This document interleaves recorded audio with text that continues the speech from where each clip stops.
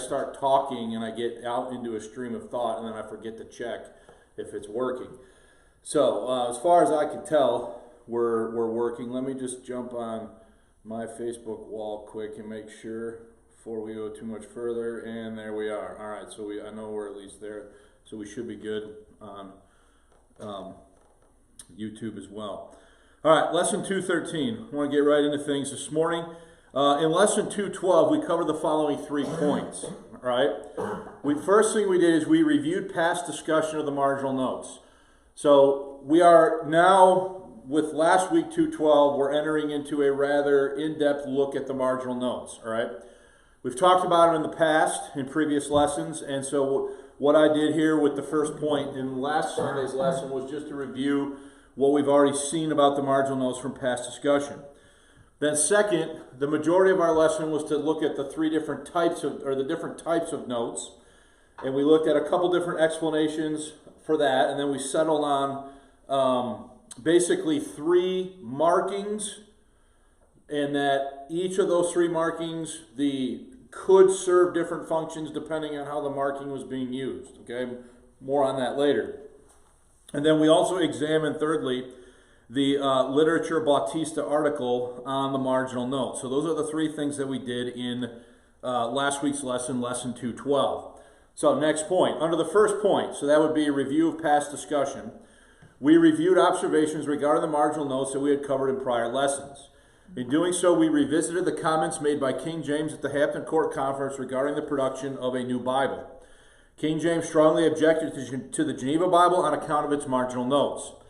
In William Barlow's account of the Hampton Court Conference as set forth in the Sum and Substance, King James is reported to have stated the following, quote, "Whereupon His Majesty wished that some special pains should be taken in that behalf for one uniform translation, professing that he could never yet see a Bible well translated in English, but worst of all His Majesty thought the Geneva to be. Withal he gave this caveat upon a word cast out by my Lord of London that no marginal notes should be added, having found in them which are annexed to the Geneva translation, which he saw in a Bible given to him by an English lady, some notes very partial, untrue, seditious, and favoring too much of dangerous and traitorous conceits." Okay, so we've covered that multiple times. You know that James objected to the Geneva Bible because of the content of the marginal notes. Okay, so next point. It was on account of these comments by King James that Archbishop Richard Bancroft moved to limit the use and function of the marginal notes by setting forth the following rules to govern their employment in the new Bible. Rule 6, no marginal notes to be affixed, but only for the explanation of Hebrew or Greek words, which cannot, without some circumlocution, got it finally, so briefly and fitly be expressed in the text. And number 7, such quotations of places to be marginally set down as shall serve for the fit reference of one scripture for another, or what we would call in our day cross-references, okay? So in addition to reviewing the above points, we consider the different types of marginal notes set forth in the 1611 using the following markings, okay? So we've seen that the dagger marking equals a literal translation. We'll look at more examples in a future lesson. We saw the 2 vertical lines are indicative of alternative English renderings. And then we've seen that the asterisk is indicative of a cross-reference in the margin. So, top page 2, before looking at examples of the different types of marginal notes as I had originally intended. So I'm going to be honest with you. I got to Thursday of this week and realized that what I had done Monday, Tuesday, Wednesday needed to go later, and I needed to do this first. So I threw this together on Thursday and Friday. Okay, what we're going to cover now, because I had originally intended to go through these 3 markings last Sunday and then follow up right away with looking at examples of how the 3 markings were employed. We're still going to do that, but I realized that I was really putting the cart before the horse in doing that, and what we really needed to do first was sort of finish this thought about, okay, so if James objected to the marginal notes and Bancroft set forth rules to limit the use of the marginal notes, because of the notes in the Geneva Bible, like we just read earlier on page 1, then we needed to sort of look at, well, how did the King James Bible then deal with that problem that James didn't like? Okay? In other words, partisan, seditious, traitorous, marginal notes. How did the King James deal with those issues in its marginal notes? And so if you look at page 2 now, again, first point, before looking at different types of marginal notes as I had originally intended, we need to consider the degree to which the marginal notes accomplish the stated purpose of King James in not, quote, annexing partial, untrue, or seditious notes to the text. So, remember, James didn't want that, right? Bancroft sets up rules to mitigate that from happening. So what we need to look at first is, in the marginal notes, is how or to what extent did that happen, right? So to accomplish this task, we will be using Jacobus A. Naud's essay, The Role of Metatext in the King James Version as a Means of, that should say, mitigating conflicting theological views in the King James Version at 400, assessing its genius as Bible translation and its literary influence to frame the discussion. This is the same essay that we cited in Lesson 212 when discussing various types of marginal notes found in the 1611. Regarding how the King James translators used the marginal notes in a nonpartisan manner and thereby satisfying the King's request, Naud stated the following, quote, "The translator's position concerning notes was a reaction especially to the numerous interpretive, polemical, anti-monarchical, and devotional notes that cluttered the margin of the Puritans' Geneva Bible." Okay, so James, again, as we just saw, he doesn't like this. And he says if we're going to make a new Bible, there cannot be these type of notes annexed to the text, to use his word, recorded by Barlow in Sum and Substance. But more importantly, this policy concerning restricting the metatextual material in the notes played a role in the, should say again, mitigation, not meditate, the mitigation between the viewpoints of, or mediation? Let me check it. It says mediation, right? Yeah, and your footnote has mediation. I think mediation is right here. Mediation between the viewpoints of the Anglicans and Puritans. To illustrate the role of the presence or absence of notes in restricting or opening the interpretation of the biblical text, we will examine representative examples of the interplay between translated text and metatextual notes. So, metatextual is a fancy scholarly way of talking about marginal. So when it says metatextual, just think marginal, okay? In other words, it's extra text that is not part of the main text. So this is the way scholars talk about this stuff, okay? Metatextual notes with respect to central issues in the debate between Anglicans and Puritans. Now, let's just refresh our memory here. Recall that at the time the translation was authorized in 1604, it was the result of the Hampton Court Conference where there was a debate raging between the Anglicans, who favored the bishop's Bible, and the Puritans, who favored the Geneva Bible. Okay? And so the king is going to agree for a new translation to be done and undertaken. And one of the main stipulations is that it's going to not have these partisan, seditious, marginal notes, anti-monarchical notes, etc., annexed to the text in the marginal notes. So what Naud is going to do in his essay is he's going to look at three issues. Okay, so the king and the monarchy, Calvinistic theology, and church polity. So that's a way of saying church politics, or the structure of the church, involving especially bishops. So one thing you need to realize about the Geneva Bible is it was done in Geneva, and it is heavily influenced by Calvinistic theology. Some of the marginal notes are, okay? So, in this essay, Naud looks at examples in the following three categories of marginal notes. The first category he looks at is the king and the monarchy. The second category is bishops and church polity. And then finally, Puritan theology. So, and then I have a note there, the above points, so the 3 points there, are reproduced below directly from Naud. So everything that you're going to see quoted from here on out is a quote from Naud's essay. Okay?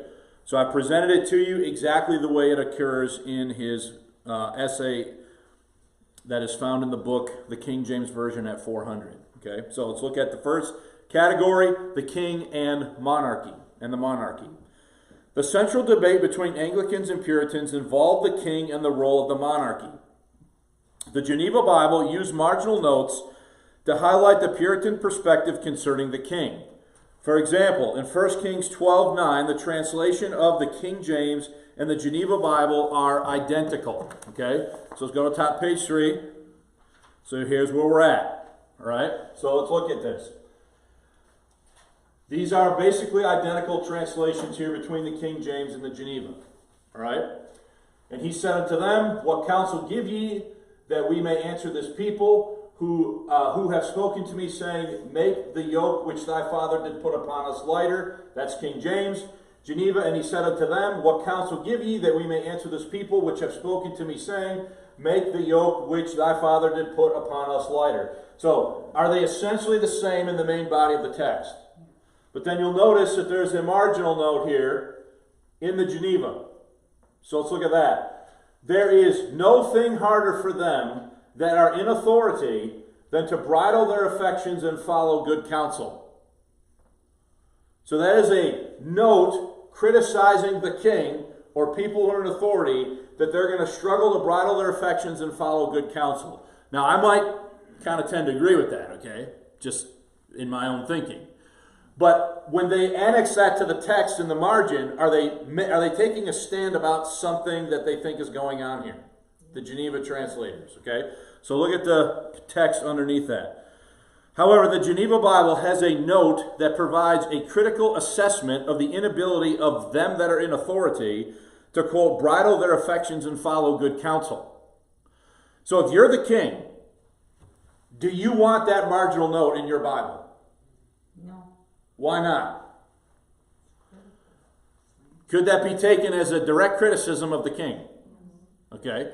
So when James says that he didn't like the Geneva and he thought it was the worst one because of these notes, this is the kind of stuff he's talking about. So when he now is going to authorize a Bible, he's going to say we're not going to have any of these what? These kind of notes. So go back to the text. The King James translators agree with the wording of the Geneva Bible, but avoided the note. So they leave the note out. So the text reads the same, but what do they take out? They take out the marginal note. So the King James translators agreed with the wording of the Geneva Bible, but avoided the note, thus silencing the Puritans over criticism of the monarchy. So you see what they did. Do they keep the text the same? But do they remove the offending note and the interpretation that the note is suggesting to the reader? Are you following that? Okay. The metatextual strategy of the King James translators is similar in Proverbs 31:4. Okay. So let's read what's underneath the boxes or the table, and then we'll point this out. So the biblical text itself cautions kings concerning the use of alcohol. So let's read the verse. Okay. It is not for kings, O Lemuel, it is not for kings to drink wine, nor for princes strong drink. The Geneva has, it is not for kings, O Lemuel, it is not for kings to drink wine, nor for princes strong drink. So again, is the text essentially the same both times? Okay, let's go back to the notes. So the biblical text itself cautions kings concerning the use of alcohol, but the Geneva Bible adds a note to expand the principle to wantonness and the neglect of his office, quote, which is to execute judgment. In this way, the metatext of the Geneva Bible explicates an application of the verse to kings by broadening the interpretation. The King James translators agreed with the wording of the Geneva Bible, but shunned the notes, or that might need to be changed to just note, thus silencing the criticism of the king as well as the expansion of the interpretation of the verse to general wantonness and injustice by the monarchy. So let's look at it again. So is the text the same? But then there's a note here on strong drink, E. You go to the Geneva margin. That is, the king must not give himself to wantonness and neglect of his office. Did the verse say anything about that? No. So is the Geneva note expanding the application and the interpretation of the verse? Okay, in a way that the king is not going to like. Okay? So that is, the king must not give himself to wantonness and neglect of his office, which is to execute judgment. So what the King James translators do, again, as in the previous example, they basically have the same text, but they remove the interpretive grid by removing what? The note. Okay? Is everybody following that? They also said kings, and just one is king. What do you mean? It is not for king. Oh, here, the king? Yeah. So this is a general statement about how kings should be functioning. And now here you have a specific application to whoever the king is. Okay? So is the Genevan marginal note offering an interpretive grid and framework to the reader as they think about how they should understand that verse? So what the King James translators do is they keep the text the same, but they remove what? The note. Is everybody following this? Okay. In Exodus 1:19, the metatextual note of the Geneva Bible is anti-monarchical, or against the monarchy. But its relation to the translated verse is different. So let's look at it. So this is Exodus 1:19, about the Hebrew midwives. King James. And the Hebrew midwives said unto Pharaoh, because the Hebrew women are not as the Egyptian women, for they are lively, and are delivered ere the midwives come unto them.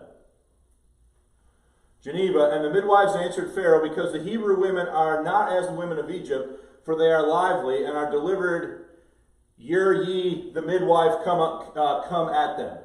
So there some slight differences in wording between the King James and the Geneva. Okay? Let's go to the X. But now notice the note. Okay? On the Hebrew women, G.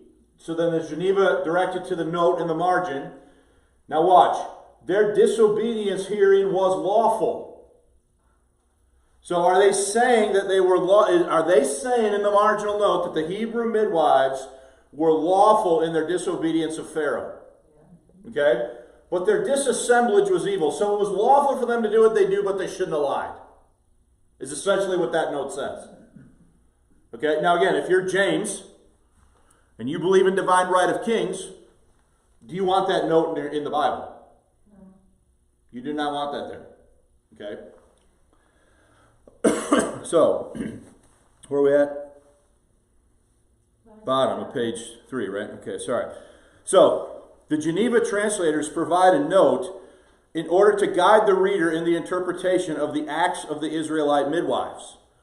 Their disobedience to the king was proper, only their dishonesty was evil. The King James reading of this verse is nearly identical to that of the Geneva, but no such note is given. The absence of the metatext means that the interpretation of the midwives' actions is open, and the reader must determine whether they behaved appropriately in disobeying the king. In this way, the King James translators silenced the Puritans' approval of disobedience to the king.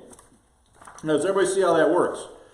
If I've got a Bible, and I'm reading, and it says G, and I go to the margin, and it says that their disobedience was lawful, is that now interpreting the verse for me? To translate the verse and leave off the note, is it now open to the reader to read that and think it through for themselves about what is going on? Does that make sense? Okay. Bottom, top page 4. Much less frequently, the King James translators added a marginal note where none is found in the Geneva Bible. So the minority occurrence is that the translators of the King James add a note. So here's an example of that. So the verse here is Ecclesiastes 4, verse 13. So let's read it. It says, better is a poor and wise child than an old and foolish king, who will no more be admonished. Okay? The Geneva said, better is a poor and wise child than an old and foolish king, who will no more be admonished. Again, are the Geneva is the Geneva and the King James in the main body of the text essentially the same? Okay, but now the King James has a footnote. There's a dagger here. There's a dagger in the margin, Hebrew, who knoweth not to be admonished. Okay? So is it giving you a more literal Hebrew rendering of it? Per our observation last time. So look at the note there. So the King James agreed with the reading of the Geneva Bible, but added a note concerning another more literal reading of the Hebrew source text. Well, the translated text could be understood as criticizing an obstinate king who refuses to be admonished. The alternative reading of the King James softens the verse by picturing a senile king who in old age no longer has good sense to be admonished. The alternative viewpoints of the King James and Geneva Bible with respect to the monarchy in this verse are further highlighted by their respective subject headings at the beginning of the chapter. So this would be Ecclesiastes chapter 4, another type of meta text. So if you go to the next box, here you have the heading on Ecclesiastes 4 in the King James. Okay? 1. Sylvia, can we make a note that I need to put a half a parenthesis there? Vanity is increased unto men by oppression. Verse 4, by envy, by idleness, by covetousness, by solitariness, and by willfulness. This is what the King James has as the heading. Okay? Here's what the Geneva has as the heading. Innocents are oppressed. Men's labors are full of abuse and vanity. Men's society is necessary. But now look at the note for verse 3. A young man poor and wise to be preferred to an old king that is foolish. Okay? Is that a much more direct slam, if you will, on the monarchy than to just say by willfulness? Okay? So let's look at the note there. Whereas the King James summarizes the contribution of verse 13 to the chapter as, quote, willfulness, which is a means by which vanity is increased to men, the Geneva Bible summarizes verse 13 with an explicit mention that a poor, wise young man is to, quote, be preferred over an old king that is foolish. Okay?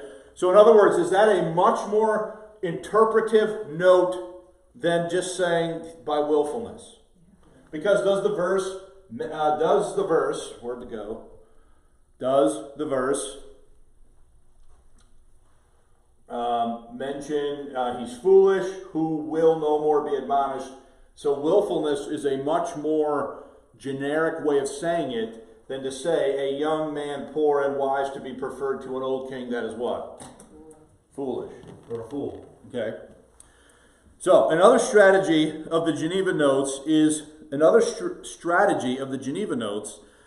to explicate the reference of epitaphs and other descriptive expressions in the text.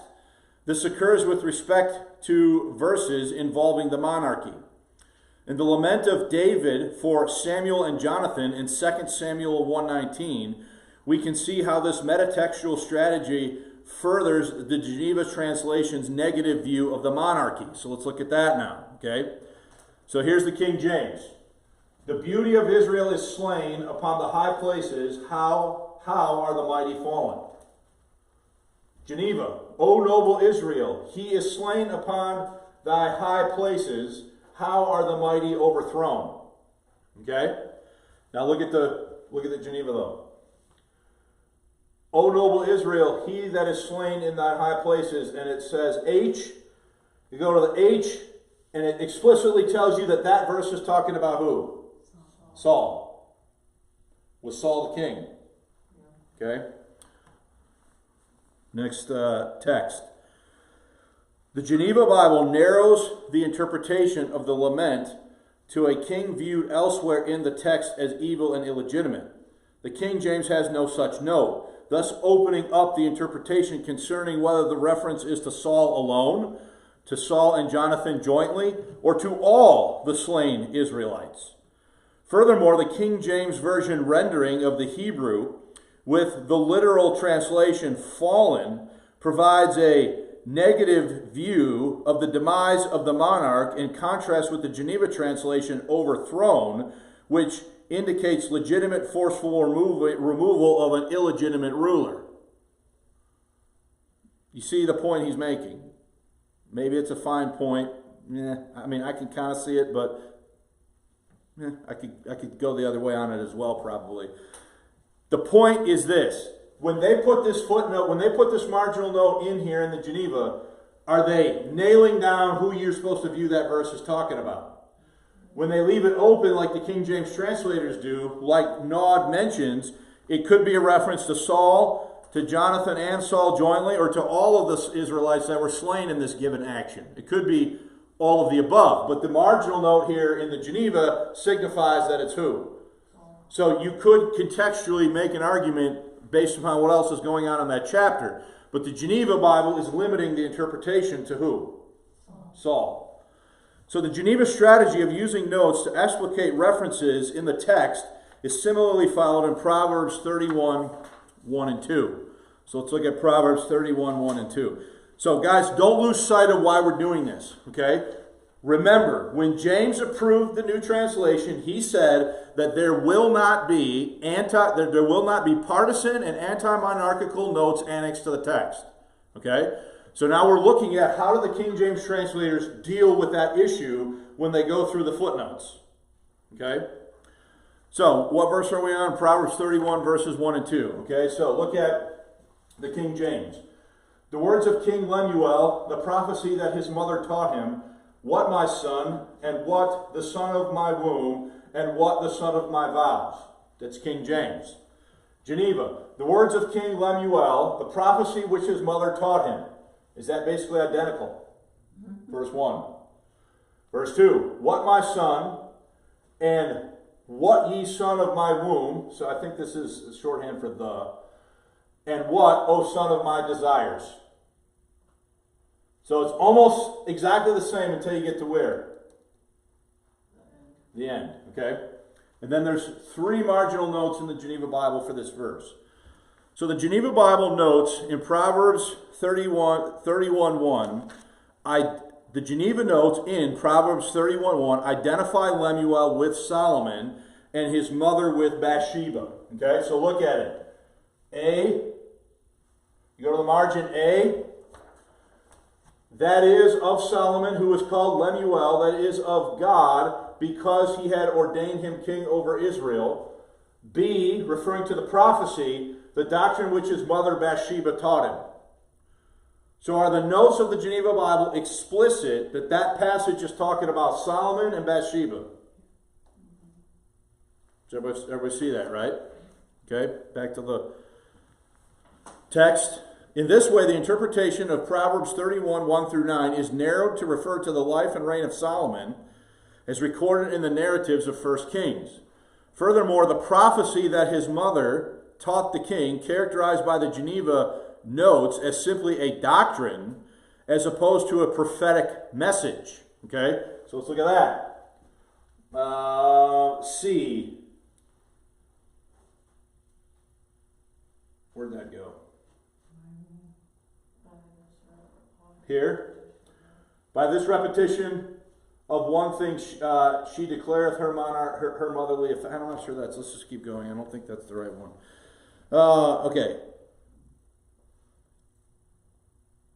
Oh, here it is. Doctrine. The marginal note is using what word? Doctrine. So read that statement again. Furthermore, the prophecy that his mother taught the king is characterized by the Geneva notes as simply a doctrine, as opposed to a prophetic message, because it's specifically saying that the prophecy is a what? Doctrine.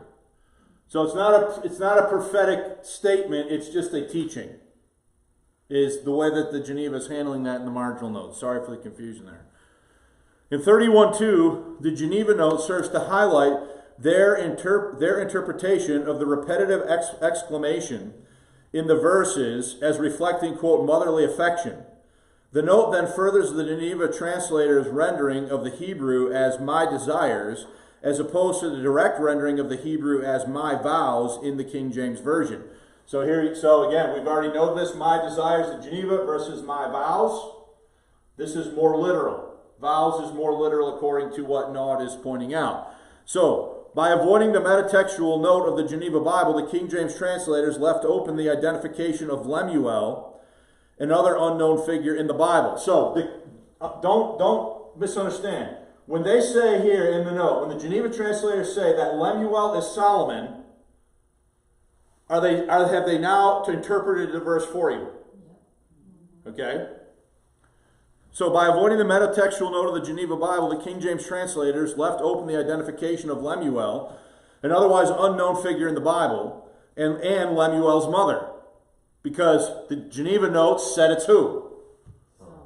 It said it's Solomon, and they said the mother is who? Bathsheba. Okay?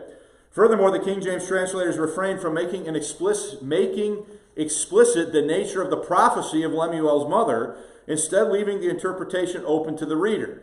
So, what the Geneva does is it says, this is what it means. These are who the people are, and this is what it means. The King James avoids all of that by not having notes there that tell you what it means. You following that? Okay? Nor do the King James translators explicate the pragmatic nuance of the repetitive expression, that being the mother's exhortation to her sons. In every way, the King James Version silences the metatextual explications and interpretations of the Geneva Bible as a means of allowing a diversity of interpretations and characterizations. So by silencing the margin of the Geneva Bible, are the King James translators leaving this open to the reader to understand what is going on here by themselves? They're not boxing the reader in to a specified interpretation, okay? The translation and interpretation of the Hebrew term anointed also related to the controversy concerning the monarchy, but with an additional theological twist. A term can also be interpreted Christologically. So sometimes does the phrase anointed refer to Christ? Sometimes it does, sometimes it doesn't, okay? The Geneva translators often explicate the reference of the anointed by means of a note. In 1 Samuel 12:5, the identity of, quote, his anointed is explicated in a footnote, along with a polemical statement that the king is anointed by the commandment of the Lord. That is not solely on a hereditary basis. So let's look at this one, okay? So I got to get caught up here. We're on page 5, right? Bottom. All right, so here we have 1 Samuel 12:5. Notice the King James text. And he said unto them, the Lord is witness against you, and his anointed is witness this day, that ye have not found out. By the way, I did update these spellings, just so they were easier to read. In mine hand, and they answered, he is witness. Now look at the Geneva. And he said unto them, the Lord is witness against you, and his anointed. So now here we have anointed, and notice is there a marginal note? Yeah. Okay? You go to the margin. Your king, who is anointed by the commandment of the Lord. So is it telling you who this is and telling you how he's anointed? Yeah. So James, who thinks he rules by divine right, does he want something like this probably in the text? I'm gonna say no. So look at the explanation. The King James rendering of the verse is essentially identical to that of the Geneva Bible. King James Version says, of, quote, you have not found aught, versus Geneva, you have not found naught. All right? But the note of Geneva is silenced. For additional examples in which the King James refrains from explicitly, there's something wrong with this sentence. Yeah, you're right. Sorry. The problem's with me. Refrains from explicating the identity of the anointed one, even when it is not controversial or polemical. See 1 Samuel 16:6, Psalm 105:15, and he's got a table for that. Let's go to the next paragraph there, okay? In some verses, the Geneva note provides not just the explanation of the explication of identity of the anointed one, but an interpretive explication. This guy must be British. They keep saying explication, explicate, okay? Psalm 89:51. For example, the Genevan footnotes promotes a Christological interpretation. So here's another example here. We'll look at this one. Okay, King James. Wherein thine enemies have reproached, O Lord, wherewith they have reproached the footsteps of thine anointed. Okay, Geneva. For thine enemies have reproached thee, O Lord, because they have reproached the footsteps of thine anointed. So are they very similar, first of all, in the main body of the text? But now look at this. So we have an L on the footsteps of thine anointed. We go to the note. They laughed at us, we patiently waiting for the coming of thy Christ. So they're saying that are they interpreting this as who? Christ. Now, I haven't studied the context on this to know maybe they're right, maybe they're not. The point is, that's not the point right now. The point right now is when they put that note in there, are they interpreting it for the reader? Okay? So in the original context of the psalm, the anointed one is the king. However, the metatext of the Geneva notes guides the reader to a Christological interpretation that the anointed one is Christ, and the anointed one's footsteps are the coming of Christ. The metatext also guides the reader in appropriating the sentiments of the psalm for the reader's current situation by phrasing it, they laugh at us, we patiently wait for the coming of Christ. The King James translators keep the interpretation open, neither promoting nor foreclosing with a Christological interpretation or an almost devotional appropriation of the sentiments of the reader's current situation. So in other words, are they again leaving it open by silencing the marginal note in the Geneva? Okay? So occasionally the King James translators rendered the Hebrew term directly in contrast to the interpretive reading of the Geneva. Psalm 2:2 is the example here. So let's look at it, okay? King James, the kings of the earth set themselves, and the rulers take counsel together against the Lord and against his anointed, saying. Notice how Geneva says it. The kings of the earth band themselves, and the princes are assembled together against the Lord and against his Christ. Marginal note, or anointed. Okay? So the Geneva Bible translates his Christ, thus promoting an explicitly Christological interpretation of the verse with the alternative literal translation in a note. In contrast, the King James translators declined to interpret, translating directly his anointed and providing no note to an alternative Christological rendering of the Hebrew. Okay, so I know that's a lot, and I appreciate your attention, but the reason why this is important is because did James say that they were not to have any of these types of anti-monarchical notes in the King James? And so what we see in this category of examples that we just went through is the King James translators using the rules to mitigate and silence the interpretive notes of the Geneva, thereby leaving the King James open to interpretation. Okay? Now, there's two other categories that are not as long. The second one is bishops and church polity. A second area that fueled Puritan Anglican controversy involved the role of bishops in church polity. The contrast and the interplay between text and metatextual notes in both the King James and Geneva is striking. One of the most instructive examples involves Psalm 109:8, top row, and its intertextual citation in Acts 1:20, the bottom row. So let's go to the next page. Okay? So let's just observe what's going on. So the top row is, what was it? Psalm 109, verse 8. Let his days be few, and let another take his office. Okay? Now notice, does the King James have a asterisk? It's telling them to go see what verse? Acts 1:20. Okay? Office has an alternative reading as or what? Charge. Okay? Look at the Geneva. Let his days be few, and let another take his charge. Notice that The Geneva text has his charge, which the King James had where? And the King James had office in the text, but did it have a marginal note that says or charge? Okay? So let's now go to Psalm chapter 1, verse 20. For it is written in the book of Psalms, let his habitation be desolate, and let no man dwell therein, and let his bishopric let another take. So notice, do we have now a cross-reference telling you to go see this verse? And now there's a typo here, I think. This should say 8, I believe.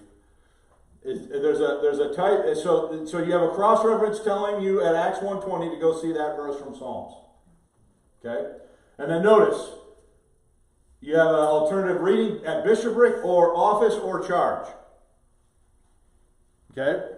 Look at the Geneva. For it is written in the book of the Psalms, let his habitation be void, and let no man dwell therein. Also let another take his charge. And then here we have an alternative reading which says, or what? Ministry. So let's unpack this. In Psalm 109:8, the Hebrew word was rendered in the King James as, quote, his office, with the alternative translation, his charge. The Geneva Bible's translation in the note. In this way, the King James translators both acknowledge the difficulty in rendering the Hebrew term and allow for both an Anglican interpretation, office, and the Puritan one, charge. You see that? Because they're given in the margin the reading that's where? In the Geneva. So are they being partisan, or are they acknowledging this and this? Okay? The Geneva Bible provides no alternative rendering and thus promotes only the Puritan interpretation. In Acts 1:20, the text of Psalm 109 verse 8 is cited in the Greek New Testament use of the term, and that's the term for bishop, okay? The King James Version renders the term as bishopric with a metatextual note to suggest renderings promoting a Puritan point of view, office, or charge. So here it is, bishopric. You go to the margin, or office, or what? Charge. So is the King James being encompassing of both viewpoints? Shake your head, yes. That's the point, okay? By contrast, the Geneva renders charge and provides only an explanation based on their theological stance, or ministry. The King James translators were clearly using the resources of metatextual notes to promote a balanced, even-handed approach to the controversy regarding the ecclesiastical structures, in contrast to the Geneva, which promoted a Puritan point of view by going so far as to suppress the normal etymological connection of the Greek word to bishops. Now listen, there was a video that dropped just this week from a channel I'm not going to name that tried to make this argument that what was really going on in the translation of the Bible was an attempt by the Puritans to get the Book of Common Prayer approved, and they wanted the Book of Common Prayer revised. And when the king shut them down, what they floated was the idea to, instead of get the Book of Common Prayer revised, to redo the Bible, so then they would have to redo the Book of Common Prayer. But when you read what's going on here, it's way more going on than just that, because are the King James translators intentionally trying to strike a middle road between the Puritans and the Anglicans in the way they are doing this? Okay? They're trying to follow the king's wishes, and in cases where they do provide, in many of the cases, they provide both alternatives, like the one we just saw. The Puritan case as well as the Anglican case, they're both here in this example when it comes to church politics and polity. Okay? In Philippians chapter 1:1, the King James and Geneva Bible agree completely on the translation of the Greek, but the Geneva provides a Puritan view of church structure in a note. Okay? So, the King James reads here, and Paul and Timotheus, the servants of Jesus Christ, to all the saints in Christ Jesus, which are at Philippi, with, notice, bishops and what? Deacons. Geneva. Paul and Timotheus, the servants of Jesus Christ, to all the saints in Christ Jesus, which are at Philippi, with the bishops and deacons. And now we have a A marginal note, so we go to the margin, for bishops. By bishops, here he meaneth them that had charge of the word, and governing as pastors, doctors, elders. So is he telling you what a bishop is? By deacons, such as had charge of the distribution of the poor and sick. Okay? So let's go to the note, or the explanation. The note of the Geneva Bible directs the reader's interpretation of a bishop to specify not an individual ordained as a bishop, but rather, quote, them that had charge of the word and governing as pastors, doctors, elders. Similarly, the Geneva translation wanted readers to interpret deacons as consisting of, quote, such as had charge of the distribution of the poor and the sick, rather than as was the case in the Church of England. A deacon was an ordained position with liturgical functions. So, in other words, is the note in the Geneva Bible specifically advancing the Puritan view of church politics? Yep. Okay? And the King James removes the note and says nothing about it there. Okay? While avoiding the Geneva note, while simultaneously agreeing with the Geneva's rendering of the verse, the King James translators open the interpretation of the verse.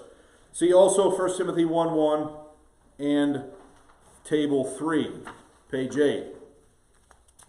I think we'll have just enough time to finish this. A conservative example illustrating the general principle considered at 1 Peter 2:25. This should be pretty quick. Notice what it says. Here's the King James. For ye were as sheep going astray, but now returned unto the shepherd and bishop of your souls. Geneva. For ye were sheep going astray, but are now returned to the shepherd and bishop of your souls. Notice that neither one of them have what? Neither one of them have a marginal note. Okay?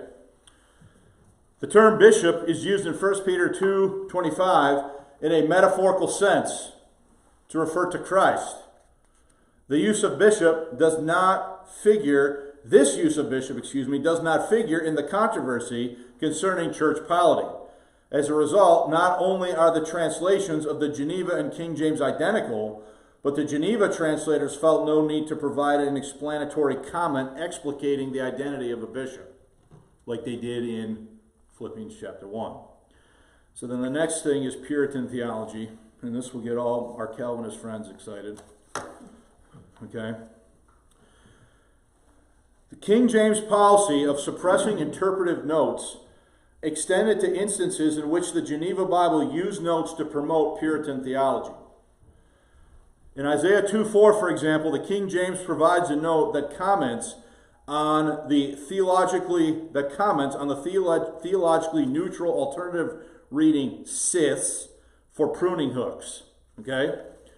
So I think the best thing to do here is let's go to top page 9, and then I'll explain on the chart as we go through this. The Geneva Bible, by contrast, provides 4 interpretive notes. The first promotes a Christological interpretation with eschatological overtones. Okay? So let's look at this. This is on He Shall Judge. Notice, the Lord who is Christ shall have all power given him. So this is identifying as the Lord that's Christ, talking about power that will be given him where? Or when? Right now or in the future? In the future. Okay? The following 3 notes presents a devotional theological viewpoint. In addition, the 4th note ensures that the verse cannot be interpreted in a pacifistic way by providing it with an eschatological interpretation. By eschewing all theological notes, the King James translators prevent a Calvinistic worldview and eschatology from shaping the reading of the text. Okay? So let's look at a few of these other ones here. H, rebuke many people. The margin said that they may acknowledge their sins and turn to him. I, he showeth the fruit of peace, which the gospel should bring, to wit, that men should do good one to another, whereas before they were enemies. and there's one explicitly Calvinistic one. It might be in the next one. But here he's speaking about how they should. So here's the one that's anti-pacifistic. He speaketh not against the use of weapons in lawful war, but showeth how the hearts of the godly shall be affected when one toward another with peace and love doth begin and grow in this life, but shall be perfected when we are joined with our Lord Jesus Christ. So all of those, if you know a lot about Calvinistic theology, are essentially very Calvinistic interpretations. Go to top page 9. The Geneva Bible, by contrast, provides 4 interpretive notes. We already read that. Ecclesiastes 3:1. Let's look at the next one. In the King James and Geneva Bible, render the Hebrew differently. So let's look at this. King James, to everything there is a season and a time to every purpose under heaven. Now look at the Geneva. To all things there is an appointed time. Okay? And a time to every purpose that is under heaven. Now notice on appointed time, is there a marginal note? Now notice what that marginal note says. And he speaketh of this diversity of times for 2 causes. First, to declare ye there is nothing in the world perpetual. So nothing in the world that's going to what? Continue to be that way. Next, to teach us not to be grieved if we have not all things at once according to our desires, neither enjoy them so long as we would wish. So go underneath that. The King James translates a season, where the Geneva has the Calvinistic phrase an appointed time. The Geneva provides a note to further guide the reader's theological understanding of the verse. The King James metatextual silence leaves the interpretation of the verse and its application to the reader open. Okay? So, the King James is not burdened with marginal notes that are partial, untrue, seditious, or treacherous towards kingship, but rather by the technique of silence promotes the idea of divine rule by monarchs. So it's just silent on the issue, which is completely consistent with what James wanted. Okay? So you're not going to convince me that the main goal for this was James did not want the Geneva Bible approved for use in the church, because he thought it was conspiratorial, seditious, and anti-monarchical. We have seen that the Geneva Bible's notes as meta-texts serve to regulate the reader's mental preparation to read the translated verses in accordance with the Puritan views concerning the king and the monarchy, ecclesiastical structure, and Calvinistic theology. The King James translators judiciously use notes as meta-text in a highly restricted way. Often the notes provide alternative reading or readings of the source text and may supply an alternative theological possibility. But only rarely do the notes provide an overt theological or ideological interpretation. Okay? More frequently, the King James translators silence the ideological notes of the Geneva Bible, thus simultaneously opening up the translated verse to multiple interpretive possibilities while suppressing a distinctly Puritan ideological reading. Now I'm saying to you, is that completely consistent with what the king wanted? Yes. So the conclusion. In the conclusion to his essay, Naud states the following in part regarding the metatextual philosophy and practice of the King James translators, quote, by utilizing a technique of keeping silent about contemporary issues and instead focusing on the basic principles of translation, the metatext of the King James Version relegate the reader's mental preparation for a translation that derives, no, I can't read that. Let me start over. The metatext of the King James Version regulate the reader's mental preparation for a translation that differs, I think, from the accepted sectarian interpretation in order to ensure that the broader non-sectarian interpretations will be considered orthodox.